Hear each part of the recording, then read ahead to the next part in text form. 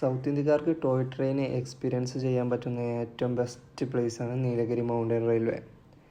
ഇതിൻ്റെ യാത്ര എന്ന് പറയുന്നത് മേട്ടുപ്പാളയം തൊട്ട് ഉദകമണ്ഡലം വരെയാണ്. എങ്ങനെ നമുക്കിതിൽ യാത്ര ചെയ്യാമെന്നുള്ള കംപ്ലീറ്റ് വിവരങ്ങളും എക്സ്പീരിയൻസും എല്ലാം നമ്മൾ ഈ ഒരു വീഡിയോയിൽ പറയുന്നതാണ്.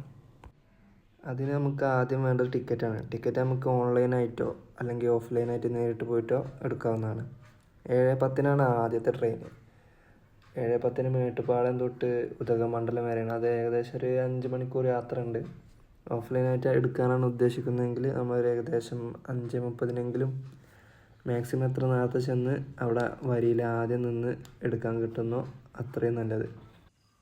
നമ്മളങ്ങനെ രാവിലെ ഏകദേശം ഒരു 5:30 ആയപ്പോൾ തന്നെ മേട്ടുപ്പാളയം എത്തി വരുന്ന ടിക്കറ്റ് എടുത്ത്. ഓഫ്ലൈനായിട്ട് എടുക്കുന്നതാണെങ്കിൽ നമ്മൾ മേട്ടുപ്പാളയത്തു നിന്ന് കയറുന്നതായിരിക്കും ബെറ്റർ. കാരണം അവിടെ നിന്നാകുമ്പോൾ ഫോറിനേഴ്സൊക്കെ കുറവായത് കൊണ്ട് തന്നെ നമുക്ക് ഓഫ്ലൈനായിട്ട് ടിക്കറ്റ് കിട്ടാൻ ചാൻസ് കൂടുതലാണ്. ഒരാൾക്ക് ഏകദേശം 175 രൂപയാണ് ടിക്കറ്റ്.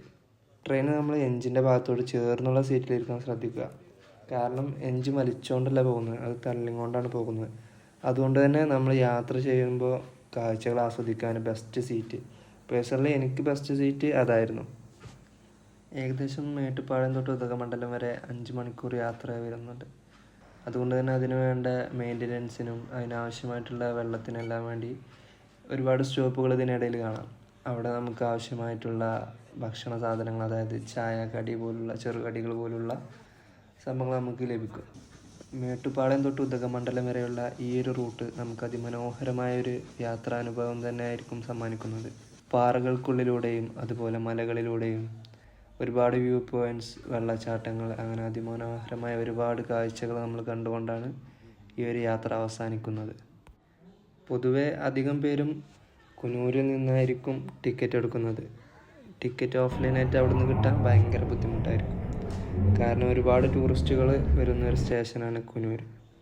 അങ്ങനെ കൂനൂർ ഇറങ്ങി കുറച്ച് നേരം ഇങ്ങനെ ക്ലോക്കും നോക്കി ഇങ്ങനെ ഇരുന്നപ്പോൾ ഫോറിനേഴ്സൊക്കെ ട്രെയിനിൽ കയറിയിരിക്കുന്നുണ്ട്.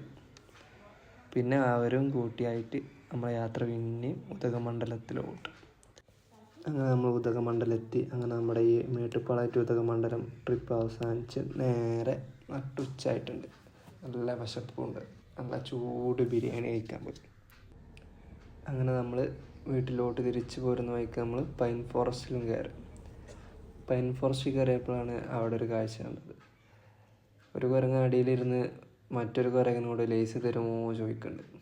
അവരാണെങ്കിൽ മരത്തിൻ്റെ മണ്ടയിലും കയറി ഒറ്റയ്ക്ക് ഇരുന്ന് ലേസ് തന്നു, ഒരു മനസ്സിന് കൊടുക്കാതെ. എന്തല്ലേ അവൻ്റെയൊക്കെ ഒരു ലൈഫ്.